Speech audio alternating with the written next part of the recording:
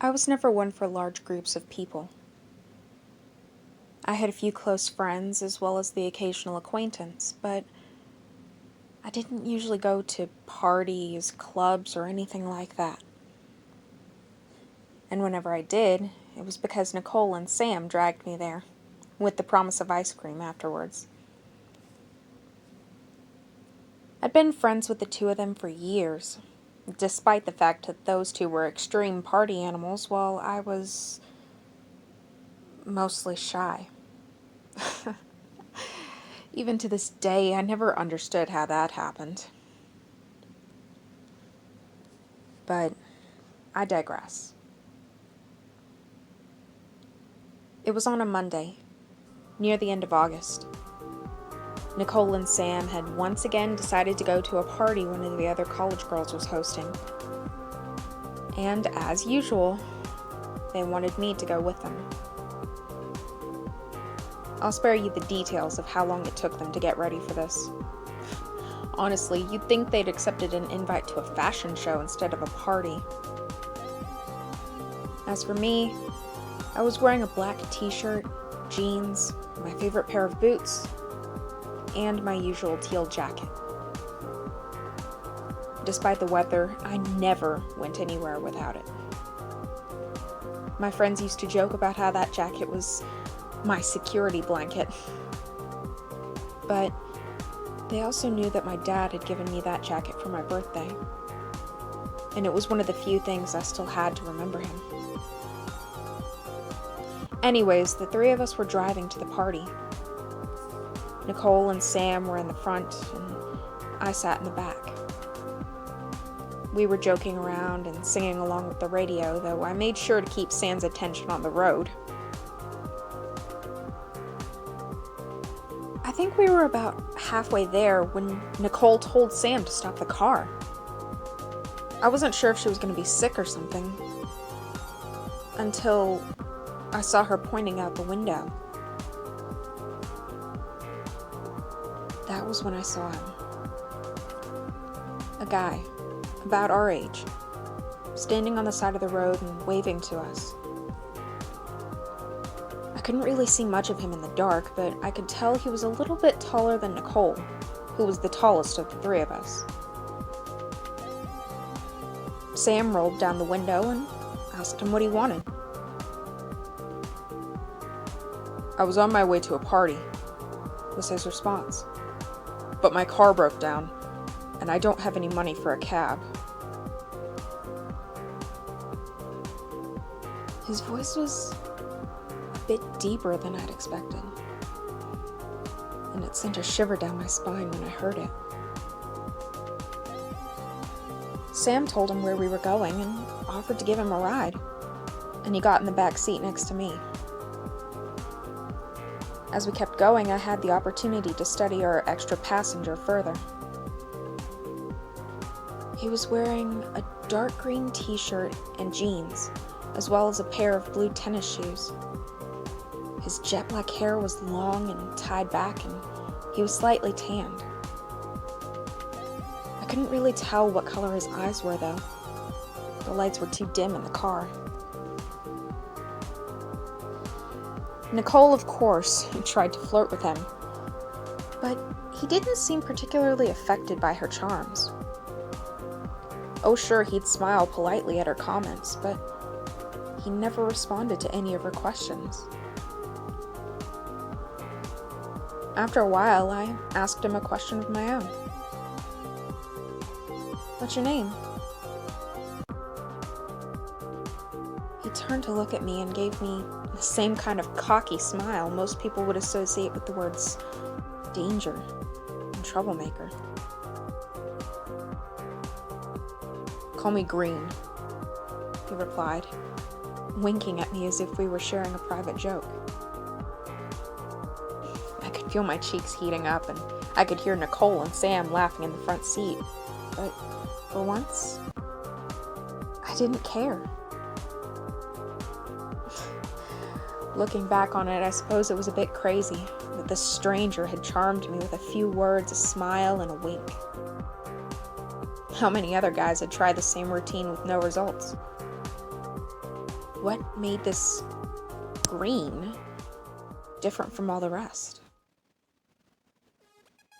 Anyways, we soon made it to the party. Once we were inside, Nicole and Sam wasted no time in getting drinks and finding people to talk to.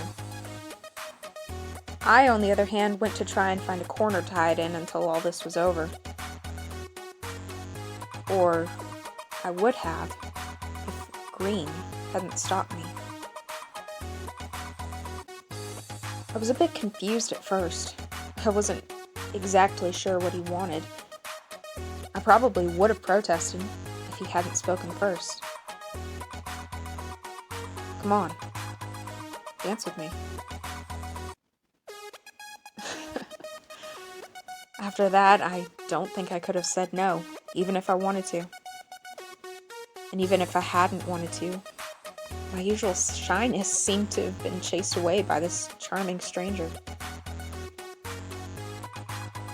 As the night went on, I was surprised to discover just how much fun I was having. We danced, we laughed and joked around, and I even swallowed my fear and got a drink at one point. And for once, it didn't feel as awkward as I usually did. All too soon, though, the party ended and we went back to the car. And this time, I was the one driving, as Nicole and Sam had had way more drinks than me.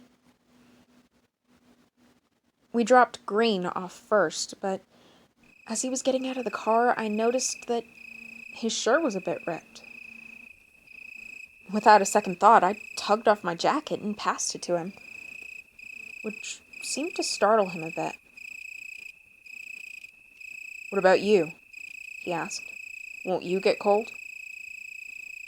I told him I would be okay and that I could just come back tomorrow and get my jacket. What I didn't tell him was that I was looking forward to that meeting, or that I could feel butterflies in my stomach as his hand brushed against mine as he took my jacket. As I drove back home with my friends, I knew I'd be getting the 3rd degree from Nicole and Sam tomorrow, but I also didn't care. No matter what happened, I'd felt like a normal person tonight. And I'd found someone that liked me. Or I hoped he did, at least. The next morning, as predicted, Nicole and Sam grilled me about our mysterious boy, Green. I told them all of what had happened, and they started fangirling when I mentioned I'd let him borrow my jacket. Of course, they insisted on going with me to get my jacket back, but I didn't mind too much. After all, Nicole's flirting had gotten zero reaction from him. As we drove back to his house, though, I started to get this weird feeling. A cold chill down my spine. But I didn't think too much about it. It was probably just nerves. When we got there, I rang the doorbell and a tired-looking woman answered it, asking us who we were and why we were here. We introduced ourselves, and I explained that I was here to get my jacket back from Green. The woman looked a bit confused, until Sam thought to describe what he looked like. Her expression went from confused to upset, like she was about to start screaming or crying. "It couldn't have been," she whispered. "There's no way. It's not possible." "What's not possible?" I asked her. Her eyes filled with tears as she told us, "That was what my son Daniel looked like the night he was killed 6 years ago in a car accident." The confusion must have shown on our faces because she brought out a picture frame, revealing the same dark-haired boy that I'd fallen for last night. I remembered feeling dizzy, like I was going to pass out or throw up.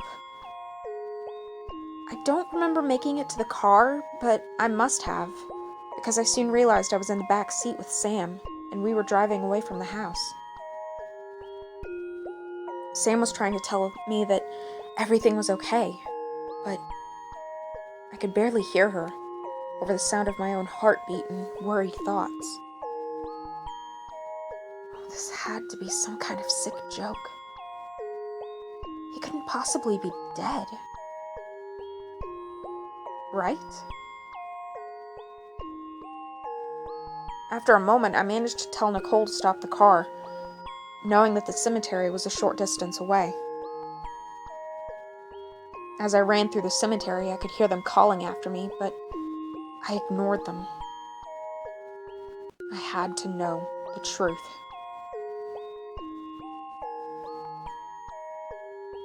Then I saw it, and I could feel my blood turning to ice in my veins. I heard Nicole and Sam talking behind me, but I couldn't tell what they were saying. My attention was focused on the tombstone in front of me.